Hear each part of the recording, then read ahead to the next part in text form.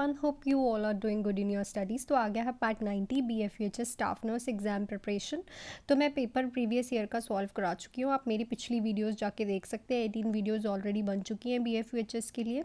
And आज भी हम बहुत ज़्यादा इंपॉर्टेंट क्वेश्चंस करने वाले हैं जो कि बहुत ही ज़्यादा सिनेरियो बेस्ड एंड आपकी इंटेलेक्चुअल कैपेबिलिटी को देखेंगे। तो इस वीडियो को बिना स्किप किए देखना, ताकि आपको अगर मैं क्वेश्चन में कोई और क्वेश्चन भी बता रही हूँ तो वो भी नोट डाउन कर लो। आप एक कॉपी पेन साथ में लेके बैठिए ताकि आपको सारे क्वेश्चंस आप लिख पाएँ। और अपने क्वेश्चंस मत लिखिया करिए, उसका गोल्डन पॉइंट बना लिया करिए, एक पॉइंट लिख लिया करिए, जिससे आपको क्या होगा कि जब आप पेपर पे जाओगे सिर्फ वो कॉपी लेके जाना साथ में जिसमें गोल्डन पॉइंट लिखे हैं और वो सिर्फ पढ़ लिए थोड़ी देर पहले। अगर दूसरी बात, अगर आप मेरे से PDF लेना चाहते हैं जिसमें आपको बहुत सारे क्वेश्चंस मिल जाएंगे सॉल्व करने के लिए, और कईयों में तो आंसर विद रैशनल भी दिए हुए हैं, तो आप वो मेरे से बाय कर सकते हैं। मेरे कमेंट सेक्शन में कमेंट करके मैं आपको टेलीग्राम का लिंक दूंगी। उसमें आप सिर्फ 199 में बहुत सारे PDF मेरे से ले सकते हैं और प्रीवियस ईयर पेपर भी आपको मिल जाएगा। और अगर आप मेरी पर्सनल असिस्टेंस में पढ़ना चाहते हैं तो आप मेरे से वो भी पढ़ सकते हैं इन 299 ओनली, जिसमें मैं आपको बहुत ज़्यादा important topics and golden points बताऊंगी, ताकि आप रेगुलरली मेरे साथ पढ़ें और मेरे साथ आप रेगुलरली अपडेट में पढ़ा करेंगे, जिसमें मैं आपको रोज़ 4 टॉपिक्स दिया करूँगी। आप पढ़ोगे और उसके इंपॉर्टेंट क्वेश्चंस करोगे, मेरे से डाउट क्लियर्स करोगे।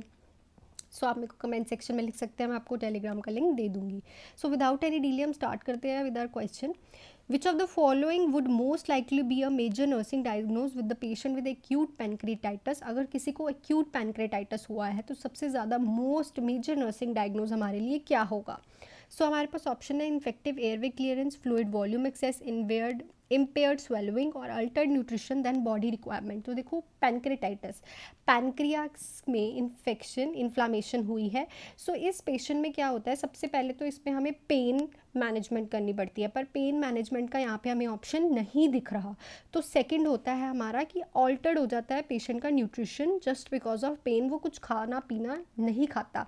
ठीक है, ये सब चीज़ें तो एयरवे भी लेता है, वो फ्लूइड वॉल्यूम भी ठीक रहता है उसका, और इम्पेयर्ड स्वेलविंग भी हमारा ये हो जाता है कि एंड का है। स्वेलविंग तो तभी करेगा जब वो खाएगा, बिकॉज ऑफ पेन वो खा ही नहीं पाता। पैनक्रेटाइटिस वाला पेशेंट आपने अगर कभी देखा हो तो एक्यूट पैनक्रेटाइटिस में जो सेकेंड प्रायोरिटी आती है वो होता है Altered nutritional less than body requirement. Next पे चलते हैं। The key dietary advice given with the gastroesophageal reflux disease. अगर किसी को GERD है तो उन्होंने कौन सी डाइटरी एडवाइस दोगे, जो तुम क्या कहोगे उनको कि high fibre diet with lots of fluid लो, या फिर to avoid caffeine, tobacco, beer, milk and carbonated beverage, to take high carbohydrates diet, to avoid protein and calcium. तो देखो, हम उन्हें कहेंगे कि अवॉइड करो caffeine, tobacco, beer, milk and carbonated beverages को। ये क्या करते हैं, HCl सिक्रीशन इंक्रीज़ करते हैं, जिससे अगर HCl सिक्रीशन इंक्रीज़ होगी तो हमारी जो स्टमक की pH है वो और ज़्यादा एसिडिक हो जाएगी और बहुत ज़्यादा ईसोफेजियल रिफ्लक्स करेगा। ठीक है, तो इसीलिए हम अवॉइड करते हैं कि जिनमें कैफीन होता है वो चीज़ें तुम लोगों ने नहीं लेनी जिसको GERD होती है। ठीक है, नेक्स्ट पे चलते हैं। A client with GERD complains about having a difficulty sleeping at night. What should the nurse instruct to client to do? देखो, एक पेशेंट है GERD का और वो बोल रहा है कि रात को सोते टाइम उसे डिफ़िकल्टी होती है सोने में, जस्ट बिकॉज उसको कुछ एसिडिटी बनती होगी। क्योंकि GERD में क्या होता है, जो खाना खाया है वो बैक फ्लो मारता है। ठीक है, ऐसे लगता है कि वो वापिस आ रहा है, तुम्हें लगेगा कि भरा भरा लग रहा है मेरे को यहाँ पे मेरी नेक में। तो उसको नर्स क्या एडवाइस करेगी, sleep on several pillows. No, अगर वो स्लीप करेगा तो उसको GERD के साथ साथ उसको क्या हो जाएगा, उसको सर्वाइकल की भी दिक्कत हो जाएगी अगर सेवरल पिल्लोज पे करेगा। अगर किसी की इंजरी वगैरह हुई है या फिर किसी का ऐसा ऑपरेट हुआ है जिसको सोना है, वो सो सकता है, बट ऐसे नॉर्मली नहीं सोना। Eliminate carbohydrates from diet. No, suggest glass of milk before sleep. ये ग्लास ऑफ मिल्क पी के, फ्लूइड पी के, तो उसको ज़्यादा GERD होगा। ठीक है, टेक एंटासिड। यस, उसको कहेंगे कि हम एंटासिड ले, ताकि जो तू खा रहा है उसका क्या हो, वो तेरा बैक फ्लो ना मारे, जो बॉडी जो स्टमक है उसमें एसिडिक लेवल जो है वो मेंटेन रहे, इंक्रीज ना हो। तो नर्स उसको एडवाइस करेगी एंटासिड लेने के लिए। नेक्स्ट क्वेश्चन है, treatment for the patient of ascites is related to hepatic failure, the treatment is given except. तो इसमें से कौन सा ट्रीटमेंट नहीं देते असाइटिस वाले पेशेंट में? हेपेटिक फेलियर में क्या होता है कि जो लिवर है वो उस पर जो है एल्ब्यूमिन कम हो जाएगा। अब एल्ब्यूमिन क्या करता है, ऑनकोटिक प्रेशर मेंटेन करता है। ऑनकोटिक प्रेशर मेंटेन नहीं करेगा तो उससे क्या हो जाएगा, फ्लूइड लीकेज होनी स्टार्ट हो जाएगी। फ्लूइड लीकेज होगी तो वो क्या करेगी, एसाइटस के फॉर्म में पेरिटोनियल कैविटी के अंदर फ्लूइड फिल हो जाएगा, ठीक है। उसको कहते हैं कि हेपेटिक फेलियर में बहुत ज़्यादा पेशेंट्स में एसाइटस देखा जाता है। तो उस पेशेंट को हम सारा ट्रीटमेंट देंगे except withholding diuretic, restrict sodium, provide high calorie diet, providing paracentesis. देखो पैरासेंटेसिस तो होगा ही उसकी, अगर फ्लूइड फिल्ड है वो तो हमें निकालना ही पड़ेगा, इतना बाहर लेके थोड़ी घूमेगा, और वो उसको अंदर और भी इन्फेक्शन कर सकता है। कैलोरी डाइट ऑब्वियसली देंगे क्योंकि ऐसे पेशेंट में न्यूट्रिशन भी इम्बैलेंस हो जाता है। रिस्ट्रिक्ट करेंगे ऑब्वियसली सोडियम, क्योंकि सोडियम क्या करता है, वाटर रिटेंशन करता है। तो हम क्या नहीं करेंगे, विद होल्डिंग डायूरेटिक्स, क्योंकि अगर हमने डायूरेटिक्स को रोक दिया तो और ज़्यादा फ्लूइड इंक्रीज हो जाएगा बॉडी के अंदर। एक तो पहले ही साइटस की वजह से एब्डोमिनल कैविटी में फ्लूइड है, अगर हमने डायूरेटिक्स को भी रोक दिया तो वहाँ पे और ज़्यादा फ्लूइड फिल हो जाएगा। इसलिए हम कभी भी डायूरेटिक्स को विदहोल्ड नहीं करेंगे ट्रीटमेंट में। और तुम एक क्वेश्चन का ट्रिक देखो, इसमें क्या लिखा है, ट्रीटमेंट, सबसे बड़ी बात तो ट्रीटमेंट में आप इन चारों ऑप्शंस में देखो, ये तीनों तो डाइट के ऑप्शन आ गए, ठीक है ना। ये सॉरी ये दोनों और ये दोनों तो डाइट के ऑप्शन आ गए, तो ये तो ऑलरेडी ही कट हो गए, ठीक है। ये तो ट्रीटमेंट है ही नहीं, ये तो हम डाइट दे रहे हैं उसको। ट्रीटमेंट में ये नहीं आता, उसने ये नहीं पूछा डाइट क्या एडवाइस करोगे। ट्रीटमेंट में दो ही चीज़ें आती हैं, या फिर होल्डिंग वाला तुम करोगे या फिर पैरासेंटेसिस। इन दोनों में से इतना तो पता है कि पैरासेंटेसिस तो होगी पेशेंट की साइटस वाले की, क्योंकि फ्लूइड फिल्ड है, पर हम डायूरेटिक्स नहीं देख सकते। सो ये ट्रिक्स है, अगर आपको ये ट्रिक्स सीखनी है तो आप मेरे टेलीग्राम चैनल पर आ सकते हैं। मैं आपको रोज़ के अच्छे MCQ ले सकते हैं मेरे से, PDF ले सकते हैं, बाय कर सकते हैं 199 में, और आप उनको रोज़ प्रैक्टिस करेंगे तो आपके बहुत ज़्यादा चांसेस है पढ़ने के। और अगर आपको मेरी असिस्टेंस पे ऐसे डिसीज़ कंडीशन समझनी है तो आप वो भी कर सकते हैं, मेरे को कमेंट कर दीजिए, मैं टेलीग्राम लिंक आपको दे दूंगी। नेक्स्ट है, client with spinal cord injury has paraplegia, the nurse assess for which of the major problem the client may experience early in the recovery period. तो पैराप्लेजिया पे क्या होगा, हाफ बॉडी पैरालाइज हो गई, ठीक है। तो नीचे वाली लोअर एक्सट्रीमिटीज़ जो है वो पैरालाइज हो जाती है स्पाइनल कॉर्ड इंजरी में। तो जब वो पेशेंट रिकवर करेगा अपने रिकवरी पीरियड में, तो सबसे ज़्यादा मेजर प्रॉब्लम उसको क्या आएगी, नर्स क्या असेस करेगी, bladder control, nutritional intake, quadriceps setting, या फिर use of aids for ambulation. तो उस पेशेंट को ब्लैडर कंट्रोल करने में दिक्कत आएगी, क्योंकि जो लोअर एक्सट्रीमिटीज़ में जो नर्व जा रही होती हैं वो ब्लैडर कंट्रोल की भी होती है। आपने देखा होगा जब स्पाइनल एनेस्थीसिया दिया जाता है तब भी पेशेंट का खुद का कंट्रोल नहीं होता ब्लैडर एंड बावल पे। तो इस इंजरी में, पैराप्लेजिया में भी क्या होता है, पेशेंट का ब्लैडर कंट्रोल करने में अभी खुद का कोई रोल नहीं होता। तो इसमें अगर वो रिकवरी पीरियड की तरफ जा रहा है, रिकवर हो रहा है, तो उसको ब्लैडर कंट्रोल करने में बहुत ज़्यादा दिक्कत आएगी। नेक्स्ट पे चलते हैं। The nurse would expect which pulmonary function test result in patient with pulmonary aspiration. अगर किसी की पल्मनरी एस्पिरेशन हो गई है, एस्पिरेट कर लिया है कुछ उसने, तो कौन सा पल्मनरी टेस्ट जो है वो हम देखने को मिलेगा, इंक्रीज लंग वॉल्यूम होगा, या फिर इंक्रीज कंप्लाइंसेस होगा, डिक्रीज कंप्लाइंसेस, या फिर इंक्रीज फंक्शन रेजुरल कैपेसिटी। सो देखो, फर्स्ट ऑफ ऑल तो पल्मनरी एस्पिरेशन हुई है, उसने कुछ एस्पिरेट कर लिया है, तो हमें पल्मनरी फंक्शन टेस्ट में क्या रिजल्ट देखने को मिलेगा, तो हमें देखने को मिलेगा डिक्रीज्ड कंप्लाइंसेस। कंप्लाइंसेस मतलब क्या होता है, लंग्स का पूरा इन्फ्लेट करना और उसकी कैपेसिटी कितनी इलास्टिसिटी है। अगर उसने कुछ एस्पिरेट कर लिया तो लंग उतना अच्छी तरह से इन्फ्लेट नहीं कर पाएगा, खुल नहीं पाएगा, समझ रहे हो, इन अ सिंपल लैंग्वेज कि वो प्रॉपरली जो है इन्फ्लेट नहीं हो पाएगा, एक्सपैंड नहीं कर पाएगा। तो हमें क्या देखने को मिलेगा फंक्शन टेस्ट में, कि जो कंप्लाइंसेस हैं, लंग की एक्सपैंड करने की टेंडेंसी है, फ्लेक्सिबिलिटी है, वो क्या हो गई है, डिक्रीज हो गई है, just because of aspiration.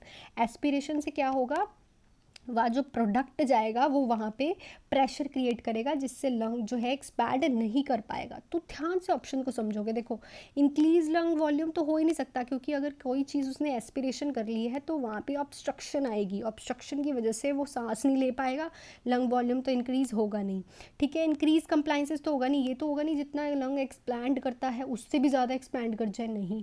Decrease functional residual capacity, no, residual capacity ज़्यादा रहेगी, बिकॉज वो एयर ज़्यादा ले ही नहीं पाएगा, अंदर जो है वो अंदर ही रह जाएगी, ठीक है। एस्पिरेशन में यही होगा ना, ऑब्स्ट्रक्शन, तो उसका जो कंप्लाइंसेस है वो डिक्रीज हो जाएगा। तो ध्यान से क्वेश्चन को पढ़ो। नेक्स्ट है, the client with the status एस्थमेटिकस in a severe respiratory distress, the nurse should maintain the client in which position. तो एक क्लाइंट है, उसको अभी अभी स्टेटस एस्थमेटिक अटैक हुआ है और वो सीवियर रेस्पिरेटरी डिस्ट्रेस में है, तो कौन सी पोजीशन मेंटेन करेंगे? Sitting upright, side lying, supine prone. तो ये तो आपका फेवरेट क्वेश्चन है, सिटिंग अपराइट। ठीक है, ये क्वेश्चन तो आना ही आना है आपको BFUHS के एग्जाम में। उसको हम स्ट्रेट अपराइट पोजीशन में बिठाएंगे, क्योंकि यहाँ पे सेमी फाउलर या फिर हाउलर हाई फाउलर की ऑप्शन नहीं दे रखा। अगर हाई फाउलर का होता तो हाई फाउलर ठीक होता। सिटिंग अपराइट पोजीशन में क्या होगा, उसके लंग्स अच्छे से एक्सपैंड करेंगे और वो इजीली सांस ले पाएगा। नेक्स्ट में चलते हैं।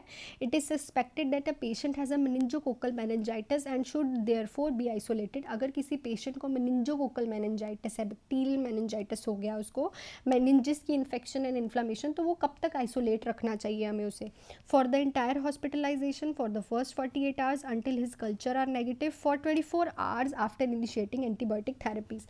तो देखो, जो मेनिंजोकोकल मेनिंजाइटिस वाले पेशेंट होते हैं वो 24 से 40 आवर्स के अंदर अंदर ही ठीक हो जाता है जब हम उनके एंटीबायोटिक्स चला देते हैं। जैसे कि अभी सस्पेक्ट हुआ पेशेंट, उसकी हमने एंटीबायोटिक स्टार्ट की, पर 24 से 48 आवर्स तक, घंटों तक हम उसे आइसोलेट ही रखते हैं। उसके बाद जो पेशेंट है वो आउट ऑफ रिस्क चले जाता है, उसको कोई रिस्क नहीं होता। ठीक है, बहुत इंपॉर्टेंट क्वेश्चन है, बहुत बार BFUHS में देखा गया है कि मेनिंजाइटिस वाले पेशेंट को कब तक आइसोलेट रखते हैं? तो जब उसकी एंटीबायोटिक थेरेपी स्टार्ट कर दी उसके 24 घंटे तक या फिर 48 आवर्स तक। नेक्स्ट पे चलते हैं। नेक्स्ट क्वेश्चन कह रहा है the 2 years old arrives in an emergency room with an elevated temperature during the physical examination. The child current become dusky, the body stiffens and the extremities begin to twitch. The nurse should be aware that the child is most probably experienced. तो एक child आता है emergency room में, उसका temperature increase होता है, physical examination में पता चलता है कि उसका जो कलर है वो डस्की हो रखा है और उसकी जो बॉडी है वो स्टिफ हो गई है, और जो उसकी एक्सट्रीमिटीज़ हैं वो क्या हो रही है? ट्विच हो रही है, मतलब इधर उधर मुड़ रही हैं।